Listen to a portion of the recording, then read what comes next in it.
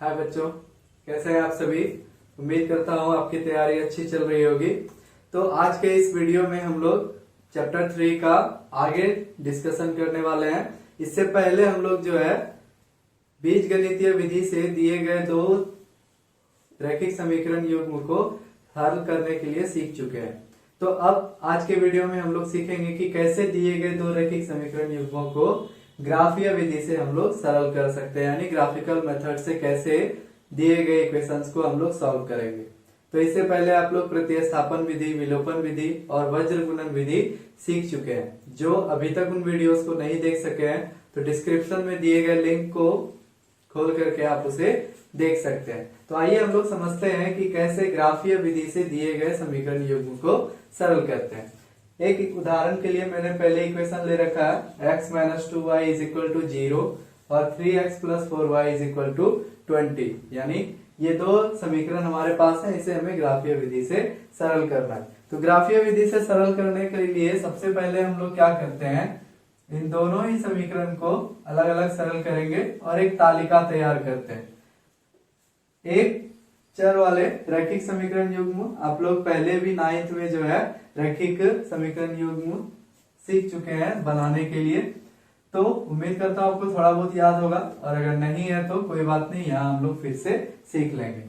तो जैसे यहाँ पे हमारा इक्वेशन है x - 2y = 0, तो इसमें हम लोग क्या करते हैं, किसी एक चर को बराबर के एक तरफ रखते हैं और बाकी सभी पदों को दूसरी तरफ। जैसे कि मैं यहाँ पर x को इधर रख रहा हूँ, तो दूसरे जो भी पद है यहाँ पे -2y, इसे मैं उस तरफ लेके चला जाऊंगा। तो ये माइनस में इधर आके क्या हो जाएगा, प्लस। तो इस तरह से x = क्या हो गया, 2y। समझ पा रहे होंगे आप लोग। अब ये जो हमारे पास एक रिलेशन आया है कि x जो है वो y का क्या है, 2 गुना है, इसके मदद से हम लोग एक तालिका बनाएंगे। तालिका कहने का मतलब कि y का अगर हम कुछ भी यहाँ पे वैल्यू रखें तो इसके हिसाब से x हमारा निकलते चला जाएगा। तो एक तालिका बनाएंगे x और y के लिए। तो इस प्रकार से अगर हम लोग यहाँ पर y के मान कुछ भी लेकर रखते चले जाएं तो हमें x के वैल्यू भी मिलते जाएंगे। अगर हम y की वैल्यू 0 रखते हैं तो 0 × 2 करेंगे तो 0 हो जाएगा, यानी x की भी वैल्यू 0 होगी। अगर 1 रखते हैं यहाँ पे तो 2 × 1 = 2 हो जाएगा x का वैल्यू। अगर यहाँ पे हम 2 रखें y का वैल्यू तो x का वैल्यू 2 दूनी कितना हो जाएगा, 4। ठीक है। तो इसे आप नीचे आप सरल भी कर सकते हैं कि जब x बराबर कितना रखा था हमने, y बराबर 0, तो x बराबर 2 × 0 = 0। इसी प्रकार से जब y बराबर हमने 1 रखा तो x की वैल्यू कितनी हो गई, 2 × 1 = 2। और जब y बराबर हमने कितना रखा था, 2, तो x की वैल्यू कितनी हो गई, 2 × 2 = 4। तो इस प्रकार से आप इसे सरल भी कर लेंगे। तो इसी प्रकार से जैसे हमने यहाँ पर पहले समीकरण के लिए किया, सेम यही प्रोसेस हम लोग दूसरे समीकरण के लिए भी करेंगे। तो यहाँ पर आप चाहें तो x y में से किसी को भी रख सकते हैं एक तरफ, लेकिन चूंकि पहले समीकरण में हमने x को रखा था, इसलिए सुविधा के लिए इस समीकरण में भी हम लोग x को ही इधर रखेंगे। तो अगर x वाले पद को इधर रखना है तो इसे उस तरफ लेके जाएंगे, तो ये हो जाएगा 20 - 4y। और इस प्रकार से x की जो वैल्यू हो गई वो कितनी हो गई, 20 - 4y/3, क्योंकि ये 3 इधर गुना में इधर आके बाहर।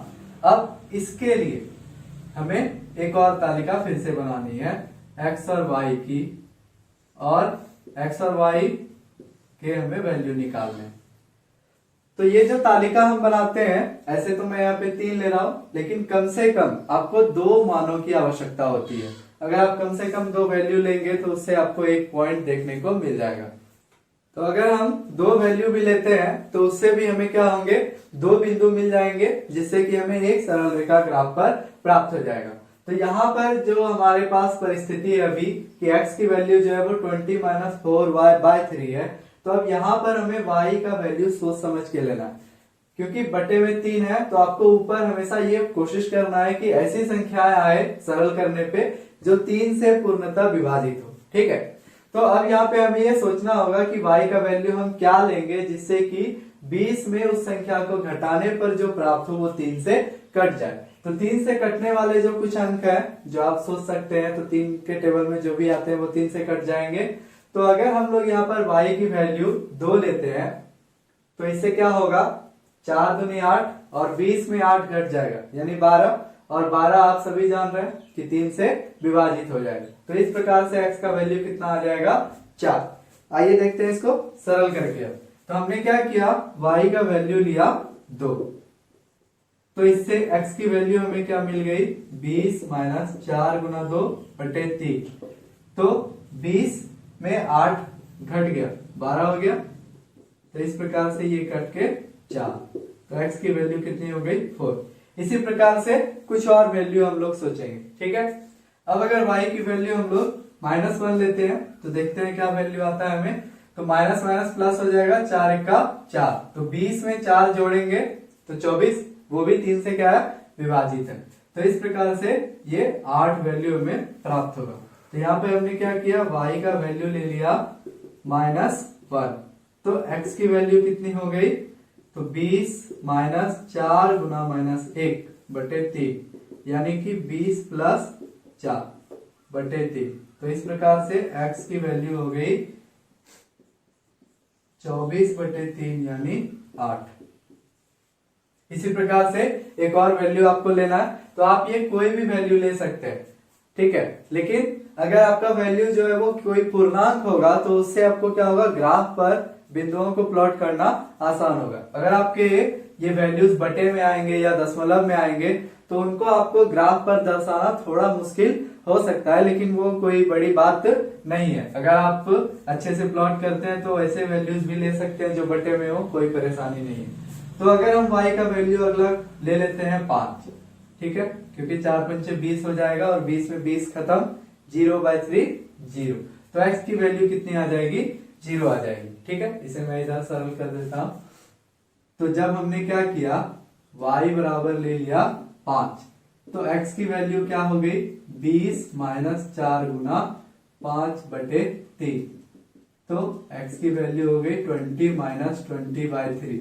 इसे मैं direct x is equal to 0 लिख देता हूं, आप समझ पा रहे होंगे। तो इस प्रकार से हम लोगों ने पहले क्या किया, तालिका अपना प्राप्त कर लिया। अब ये तालिका बनाने के बाद आपको क्या करना है, इन बिंदुओं को ग्राफ पर प्लॉट करना है। तो आइए मैं पहले ग्राफ बना लेता हूं, उसके बाद फिर मैं आपको दिखाऊंगा कि इन बिंदुओं को कैसे प्लॉट करते हैं। तो ये ग्राफ है हमारा, ये x एक्सिस है, x अक्ष, और ये y एक्सिस यानी y अक्ष। तो अब हमें इन बिंदुओं को एक एक करके ग्राफ पर प्लॉट करना है। तो सबसे पहला जो हमारा बिंदु है वो है 0 और 0। तो 0 अगर आप देखें तो ये मूल बिंदु ही है, 0 0 1 पॉइंट। उसके बाद है x की वैल्यू 2 और y 1, तो x ये रहा हमारा 2 और y 1। तो इस प्रकार से अगर इस दोनों को हम लोग मिलाएं तो कुछ इस प्रकार से यहां पर ये मिलने वाला है। तीसरा बिंदु है हमारा 4 और 2, प्लस प्लस में है तो प्रथम चतुर्थांश में ही आएगा। x की वैल्यू 4 और y की वैल्यू 2, तो इस प्रकार से ये कुछ यहां पर हमें मिल जाएगा। तो अब ये जो 3 बिंदु हमें प्राप्त हुए हैं, इनसे होते हुए आप स्केल की मदद से क्या करेंगे, एक सीधी रेखा खींचेंगे। तो चूंकि मैं ये लाइन ऐसे ही खींच रहा हूं तो इसलिए थोड़ा लहरा रहा है, आप इसे स्केल के हेल्प से नाप के अच्छे से खींचोगे। फिर इसी प्रकार से ये जो है एक सरल रेखा में प्राप्त हो गया इस पहले समीकरण के लिए। तो अब यहाँ पर ये जिस इक्वेशन से आपको प्राप्त हुआ है वो इक्वेशन आपको इस लाइन पर लिख लेना है। ये आप पहले कर लेंगे तो आपको आसानी होगी, क्योंकि बाद में 2 लाइन लेने पर थोड़ा कंफ्यूजन हो सकता है। इसके बाद 4 और 2 है, तो 4 और 2 हमने पहले ही प्लॉट कर रखा है, ये रहा। इसके बाद 8 और -1, तो 8x का ये और -1 ये, यानी यहां पर। और फिर तीसरा पॉइंट है x 0 और y 5, ठीक है। तो x है 0 और y है 5, यानी कुछ इस प्रकार से यहां पर ये पॉइंट आ जाए। तो इस तीनों बिंदुओं से होते हुए भी आपको एक सीधा लाइन खींचना है, ठीक है, इस प्रकार से।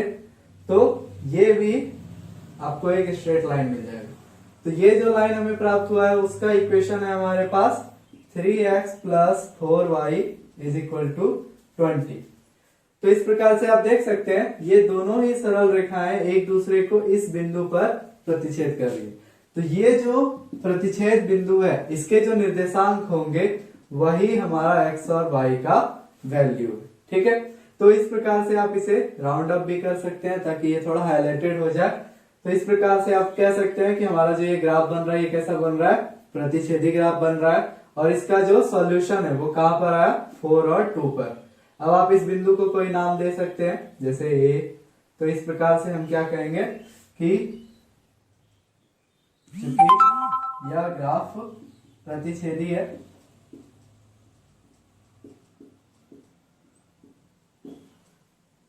जो बिंदु ए, इसके निर्देशांक लिख लेंगे हम 4, 2 पर प्रतिच्छेद करता है, प्रतिच्छेद करता है। अब यहां से x और y की वैल्यू लिख लेंगे हम। तो आप देख सकते हैं यहाँ x की वैल्यू कितनी है 4 और y की वैल्यू कितनी है 2। तो ये हमारा आंसर हो गया। ठीक है, तो इस प्रकार से आपको दिए गए समीकरण युग्म को ग्राफीय विधि से सरल कर सकते हैं। तो ये जो हमारा x और y का वैल्यू आया है, अगर आप इस समीकरण को किसी बीजगणितीय विधि चाहे प्रतिस्थापन विधि, विलोपन विधि या वज्रगुणन विधि से सरल करते हैं तो इसका वैल्यू वहां से भी x और y का 4 और 2 ही आता। तो इस प्रकार से आप ग्राफीय विधि से दिए गए समीकरण युग्म को आसानी से सरल कर सकते हैं। आप लोग पहले भी बेसिक्स में समझ चुके हैं कि अगर इक्वेशन a1/a2 बराबर नहीं है b1/b2 के रूप का रहेगा तो इसका ग्राफ हमेशा कैसा होता है, प्रतिच्छेदी होता है। तो आप इसे यहां से ऐसे भी जांच सकते हैं, यहाँ x की वैल्यू 1 है, यहाँ कितनी है 3। तो अगर इसका अनुपात लेते हैं हम तो इसका अनुपात कितना हो जाएगा 1/3। यहाँ पे इसकी वैल्यू -2 है और ये +4। तो -2/4 करें तो 1/2 माइनस में, तो ये और ये आपस में बराबर नहीं है, यानी ये इस फॉर्म में है, इसलिए इसका ग्राफ कैसा बना, प्रतिच्छेदी बना। यानी समीकरण को देखते ही आप ये तय कर सकते हो कि आपका जो ग्राफ बनने वाला है वो किस प्रकार का ग्राफ बनने वाला है। ठीक है, तो और 2 स्थितियां आप लोग जानते हैं, एक समांतर की स्थिति और तीसरी संपाती। तो ये जो 2 स्थितियां हैं इसके लिए भी आप अनुपात सीख चुके हैं। जो नहीं समझ पाए हैं या नहीं सीख पाए हैं तो वो डिस्क्रिप्शन में दिए गए वीडियोस को देखें, वहां मैंने डिटेल में इसके बारे में बेसिक क्लासेस में ही बताया है। तो ये भी आपसे पूछे जा सकते हैं परीक्षा में, लेकिन ज्यादातर आपको जो अनुपात आता है ग्राफ का वो ऐसा ही होता है, यानी प्रतिच्छेदी ग्राफ। ठीक है, अब इसमें कुछ एडिशनल क्वेश्चंस जो पूछे जाते हैं वो पूछे जाते हैं क्या, कि आपको कभी कभी पूछ दिया जाएगा कि x अक्ष से संलग्न बनने वाले त्रिभुज के निर्देशांक लिखें। तो आप देख सकते हैं कि x अक्ष से संलग्न जो त्रिभुज है, संलग्न कहने का मतलब x अक्ष से लगा हुआ। ठीक है, तो x अक्ष ये है हमारा, तो x अक्ष से लगा हुआ जो हमारा त्रिभुज बन रहा है वो ये है। ठीक है, तो अब इस त्रिभुज के निर्देशांक आपसे पूछे जाएंगे, तो इसके लिए आपको ये तीनों शीर्ष जो इसके हैं त्रिभुज के, उसके निर्देशांक बताने हैं। तो इसके जो निर्देशांक है आप देख सकते हो, इसका निर्देशांक क्या है 0 और 0, क्योंकि x और y दोनों ही मूल बिंदु पर 0 होते हैं। इसका जो निर्देशांक है वो है क्या 7 और 0। ठीक है, x की वैल्यू 7 और y की वैल्यू x अक्ष पर क्या होती है 0 होती है, और तीसरे का तो आपको पता ही है। तो इस प्रकार से आपको x अक्ष से संलग्न त्रिभुज के शीर्ष बता सकते हो। इसी तरह से हो सकता है आपको y अक्ष से संलग्न त्रिभुज के शीर्ष पूछ दिए जाए, तो y अक्ष से संलग्न जो त्रिभुज है वो ये वाला त्रिभुज है। ठीक है, तो इस त्रिभुज के निर्देशांक पूछे जाएंगे तो वो भी आप बता सकते हैं, ये 0 और 5, 4, 2 और फिर 0, 0। कभी कभी इसी में आपको जो है ग्राफ पर ये कहा जाता है कि x अक्ष से संलग्न त्रिभुज के क्षेत्र को आपको सेट करना है, यानी रंग करना है। तो वैसे परिस्थिति में आप इसे ऐसे सेट कर देंगे। तो ये कुछ एडिशनल क्वेश्चंस इसमें पूछे जाते हैं, तो वो भी आप बड़े ही आसानी से बना सकते हैं। आइए अब देखते हैं 1-2 अलग प्रकार के ग्राफ। आइए एक और एग्जांपल के मदद से हम लोग ग्राफीय विधि को और अच्छे से समझने का प्रयास करते हैं। तो हमारे पास समीकरण था 2x + 3y = 9 और 4x + 6y = 18। ये 2 समीकरण थे हमारे पास। तो हमने क्या किया, दोनों ही समीकरण को सरल करके x के लिए वैल्यू निकाल लिया। तो इसके लिए क्या किया हमने, x वाले पद को इधर रखा, ये प्लस में था इधर आके माइनस, और ये 2 गुना में था इधर आके भाग। ये छोटे छोटे चीज आप आसानी से समझ पा रहे होंगे। इसी प्रकार से ये 6y प्लस में था, इधर आके माइनस, और ये 4 इधर गुना में था, इधर आके भाग हो गया। तो इस प्रकार से दोनों ही जगह से हमें x के लिए एक समीकरण प्राप्त हो गया। तो ये जो समीकरण प्राप्त हुआ इसे हमने 3 नाम दे दिया और ये 4। तो अब हमें सोचना है कि y का क्या वैल्यू लें जो x के वैल्यू हमें पूर्णांक के रूप में मिल जाए। इससे पहले भी मैंने आपको बताया कि ऐसे आप कोई भी वैल्यू ले सकते हैं, लेकिन ग्राफ पर अच्छे तरीके से दिखाने के लिए पूर्णांक बेस्ट है। ठीक है, तो हम यहाँ पर सोच के वैल्यू लेंगे कि y क्या लें। तो अगर हम y की वैल्यू 3 लेते हैं तो 3 गुना 3 9, 9 में 9 घट जाएगा, तो x का वैल्यू 0 आ जाएगा। तो y अगर 3 लेते हैं तो x कितना हो रहा है 0। समझ पा रहे होंगे आप लोग। और अगर हम लोग y की वैल्यू 1 ले लें, ठीक है, तो 3 1 का 3, 9 में 3 घटाएंगे 6 आएगा, जो कि 2 से आसानी से कट जाएगा 3 बार में। तो इस प्रकार से x की वैल्यू 3 हुई जब हमने y की वैल्यू 1 रखी। तो अब इसको हम लोग यहाँ पे सरल कर लेंगे। तो हमने क्या किया, y बराबर 3 लेने पर x की वैल्यू क्या हो गई 9 minus 3 into 3/2। This implies x is equal to 9 minus 9/2, इसलिए x की वैल्यू हो गई 0। दूसरी बार हमने y का वैल्यू 1 लिया, तो लिखेंगे y बराबर 1 लेने पर। तो जब हमने 1 लिया y का वैल्यू, तो 3 गुना 1/2 हो गया, यानी x की वैल्यू हो गई 9 माइनस 3/2, यानी कि x बराबर 6/2। ये कट के कितना हो गया 3। ये सरल आप आसानी से कर सकते हैं, इतना तो आपको आता ही होगा। इसी प्रकार से यहाँ पर अगर हम y की वैल्यू सोचें, तो यहाँ पर अगर 1 रखते हैं हम y का वैल्यू, तो 6 का 6, 18 में 6 12 घट के आएगा और कट जाएगा ये 3 बार में।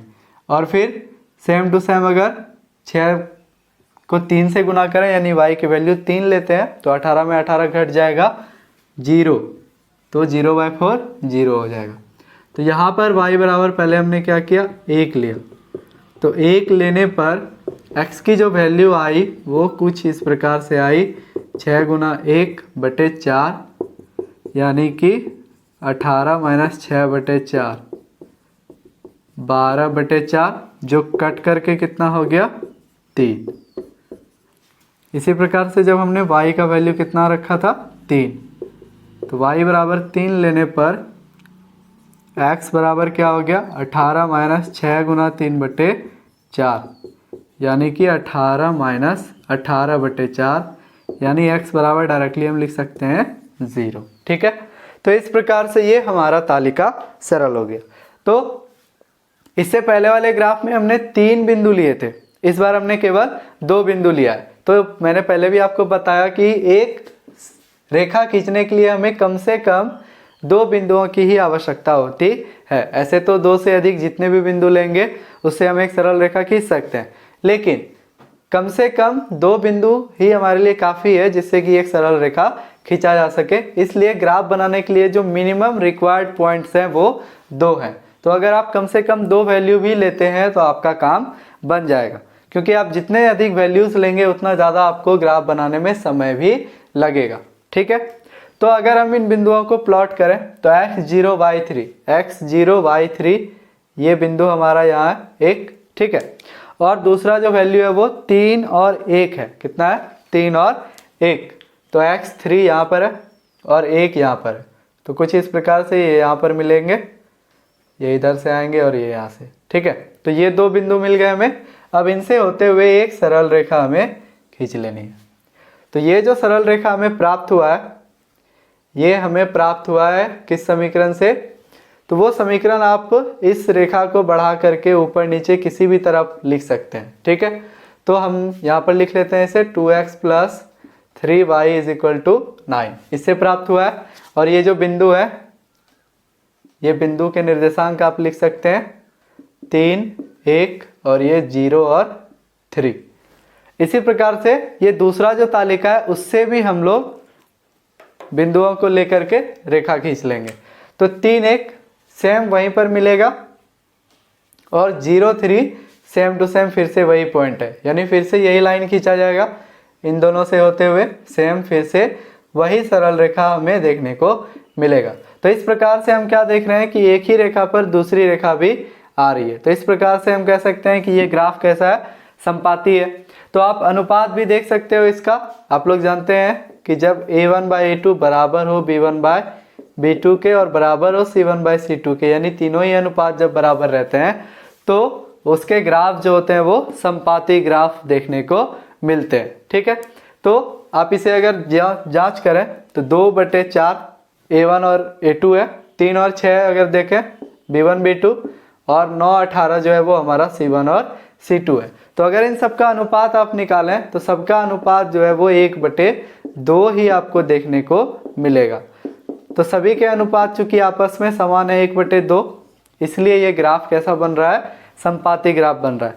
तो संपाती ग्राफ के क्या होते हैं, अनंत रूप से हल होते हैं, कई सारे इसके सॉल्यूशंस हो सकते हैं। यानी इस दोनों रेखा पर जितने भी बिंदु हैं, जितने भी उभयनिष्ठ बिंदु हैं, वो सभी इस दिए गए समीकरण के एक हल है। ठीक है, तो इसलिए हम लोग संपाती ग्राफ के क्या कहते हैं कि अपरिमित रूप से इसके क्या होते हैं, अनेक हल होते हैं। ऐसे भी आप लोग बेसिक्स में सीख चुके हैं कि जिस भी समीकरण युग्म का अनुपात आपस में बराबर होता है उसके अपरिमित रूप से अनेक हल होते हैं। तो इस प्रकार से आप कोई भी दिए गए दो रैखिक समीकरण युग्म को ग्राफीय विधि से हल कर सकते हैं। इसको हल करने के लिए आपको कम से कम 2 पॉइंट्स की आवश्यकता है, 2 वैल्यू लेने हैं। आप चाहें तो जैसे हमने x के लिए समीकरण बनाया है, आप चाहें तो y के लिए भी बना सकते हैं, कोई दिक्कत नहीं है। तो प्रोसेस इसका क्या है कि दिए गए समीकरण से एक नया समीकरण आपको बनाना है किसी एक चर राशि के रूप में। अब ये चर राशि आप क्या रखोगे ये आपके ऊपर डिपेंड करता है। और दूसरी जो इम्पोर्टेंट बात है वो ये क्या है कि आपको ये ध्यान रखना है कि ये जो वैल्यू आए सरल करने पे वो कोई पूर्णांक हो। आपको वैल्यू लेना भी पूर्णांक ही है और जो वैल्यू सॉल्व होके आए वो भी पूर्णांक ही आए, ताकि आपको ग्राफ बनाने में ज़्यादा परेशानी ना हो। अगर आपको वैल्यू कुछ ऐसे मिलेंगे 6.5 या 4.32, तो ऐसे वैल्यूज़ को ग्राफ पर दिखाना थोड़ा आपको मुश्किल हो सकता है, क्योंकि उस परिस्थिति में आपको छोटे छोटे जो बॉक्सेस हैं ग्राफ पर उसको भी काउंट करने पड़ेंगे। इसलिए ज़्यादा से ज़्यादा आप ये प्रयास करें कि आपका जो वैल्यू है वो पूर्णांक के रूप में ही आए। उम्मीद करता हूँ कि आपको ये ग्राफीय विधि अच्छे से समझ में आ रहा होगा। अगर आपको आज का ये वीडियो अच्छा लगा हो तो अधिक से अधिक दोस्तों तक इसे शेयर करें और हमारे चैनल को सब्सक्राइब जरूर करें। आज के वीडियो के लिए धन्यवाद।